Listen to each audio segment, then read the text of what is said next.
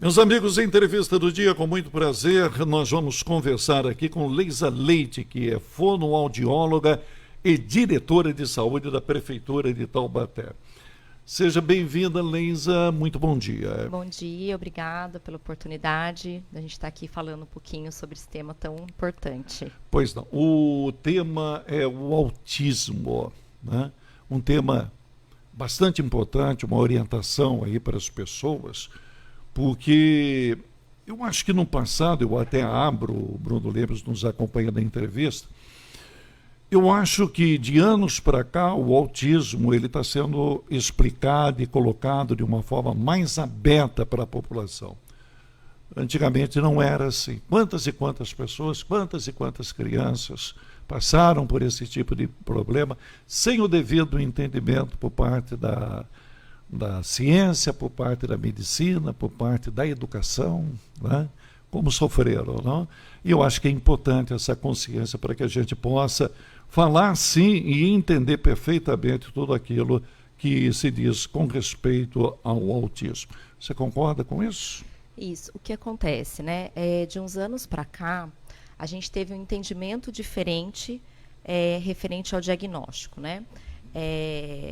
Antes, as pessoas entendiam o autismo como aquela criança grave, que estava sempre em movimentos estereotipados.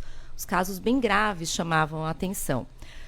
De um tempo para cá, até a terminologia mudou, né? A gente passou a falar em transtorno do espectro autista.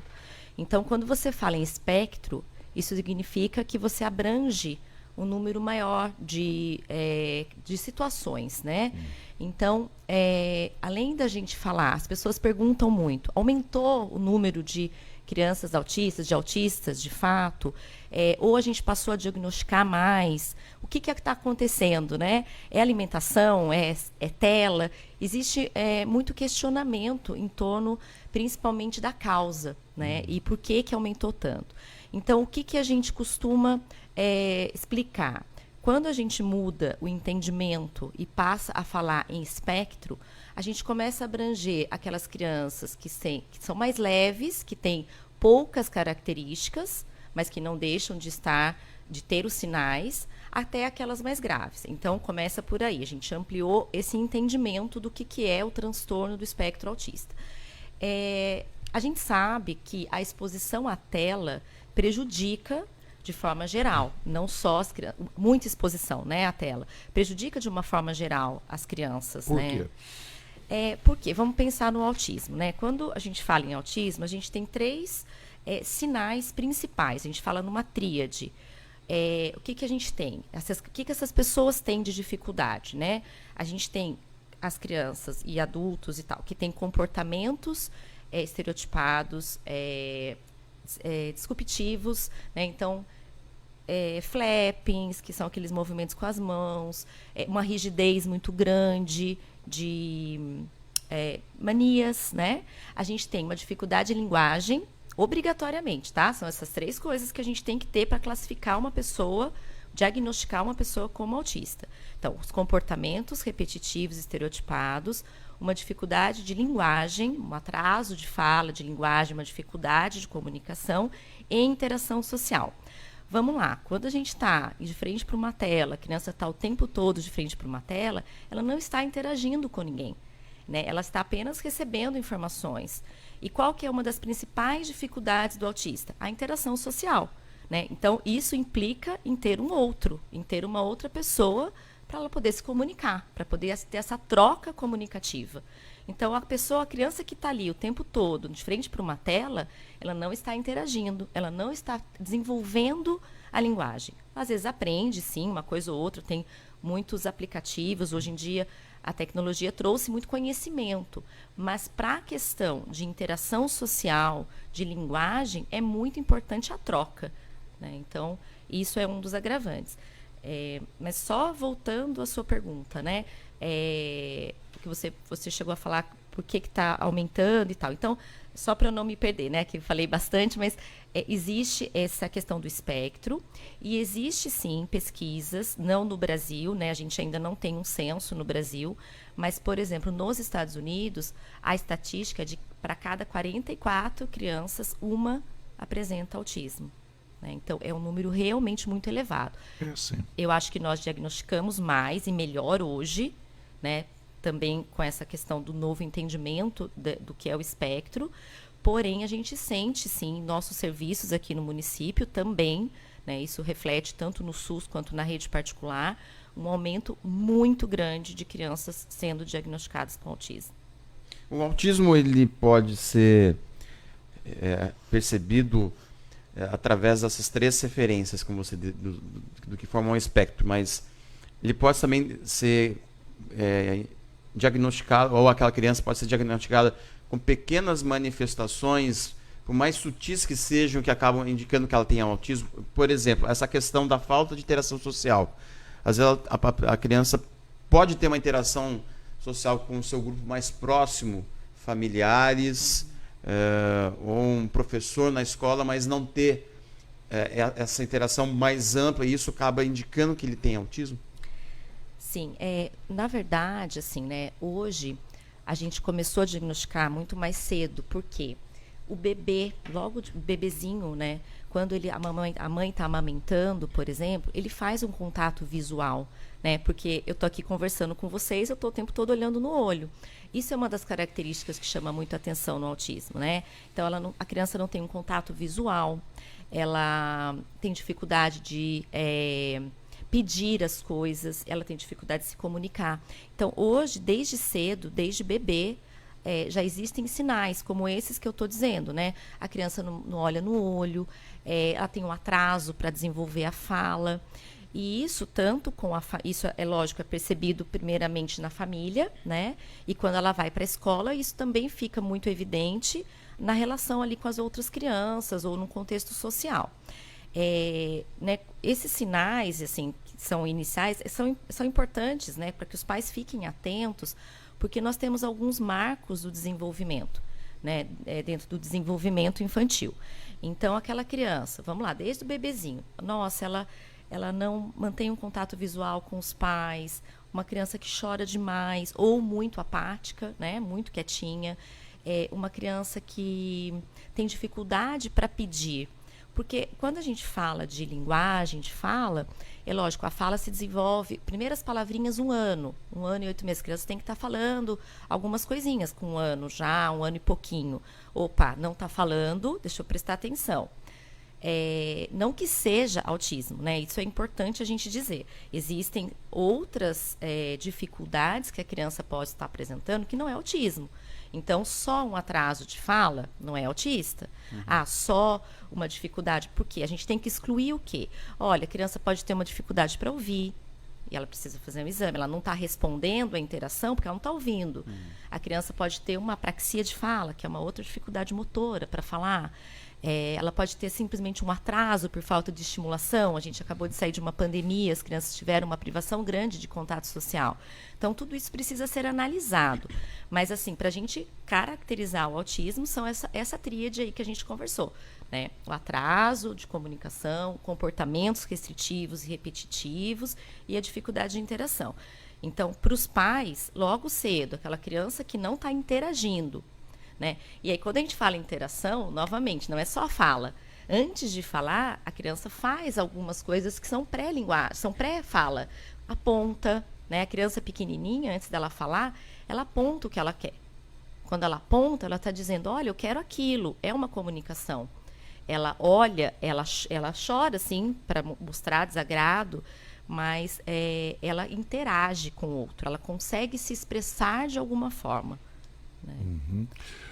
Nós estamos aí na segunda semana de conscientização do autismo, que vai do dia 17 ao dia 20 de abril, não é isso, Bruno? Correto, né? Esse evento que vai acontecer no Ambulatório de Reabilitação Madre Cecília. Falar um pouco a respeito dessa iniciativa, Leisa. Qual que é a proposta principal dessa semana? É claro, o tema é autismo, mas qual que vai ser o direcionamento das atividades dessa semana?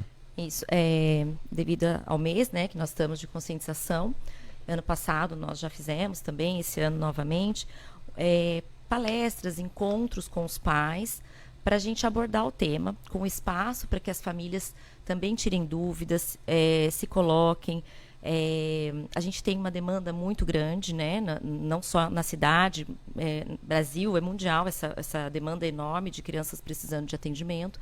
E é uma forma da gente aproximar as famílias do serviço, né? Levar conhecimento, fazer trocas. Então, seria importante que a população participe, né? Aqueles pais que percebem ou têm dúvida, não só para aqueles que já estão lá, né, no serviço ou aguardando atendimento, mas é um convite para a população em geral que quiser participar, né, e se interessar pelo assunto, estão todos convidados. Muito bom. O evento começa na segunda-feira, dia 17, 9 horas da manhã, e vai até próximo dia 20, com o evento às 14 horas, não somente palestras, mas também oficinas, né?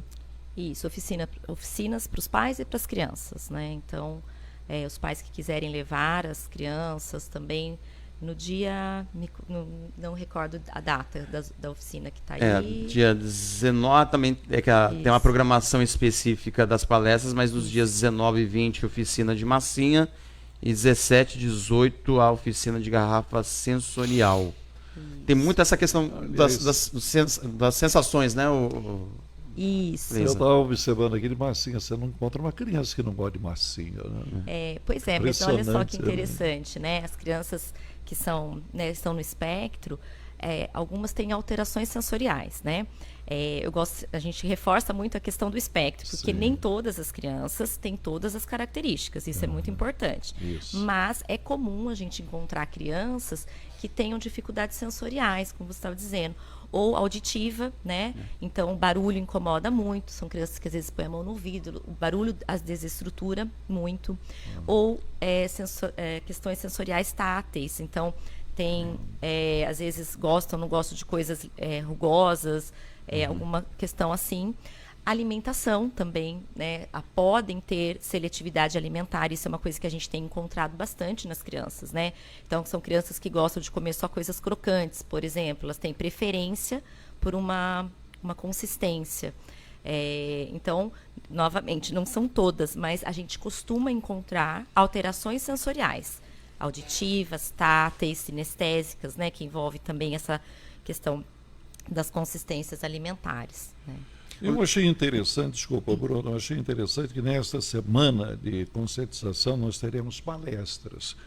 E envolve todas as áreas, né? Eu achei super interessante isso, porque nós temos psicóloga, nutricionista, assistente social, médico, fonoaudióloga, quer dizer, todos os profissionais, eles são importantes para que os pais, eles tenham acesso a conversa com o profissional para conseguir realmente determinar, né, se a criança tem ou não?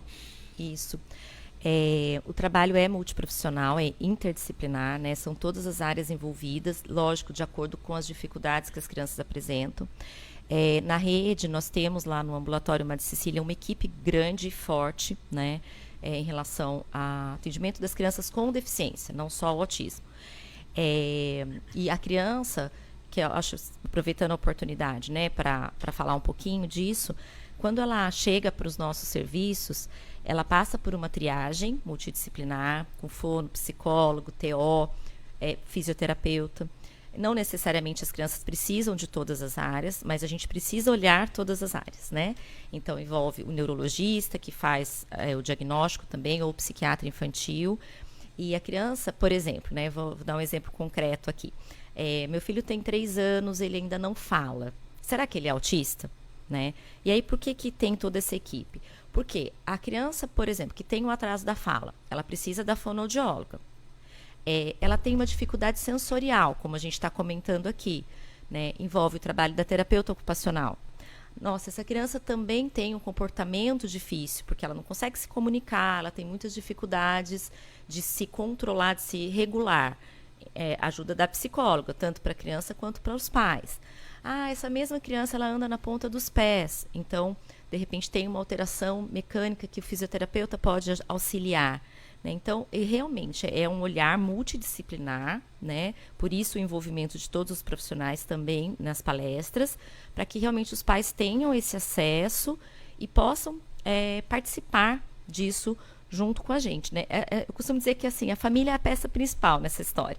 Os profissionais, eles colocam a sementinha ali, eles ajudam, orientam, ensinam, mas quanto tempo a criança passa com o profissional e quanto tempo essa criança passa com a família, né? Então, a família tem com a ajuda dos profissionais, a possibilidade de estimular em casa, de ajudar, e sem isso, as coisas não acontecem. Por isso, esse convite para que as famílias participem desse momento, né? Quero agradecer a você, Leisa Leite, fonoaudióloga, diretora de saúde da Prefeitura de Taubaté. Parabéns pelo trabalho que você vem desenvolvendo, viu? Obrigada. Muito obrigado pela presença aqui no jornal. Obrigada a vocês pela oportunidade novamente, e fica o reforço aí do convite para a participação da população. Com certeza.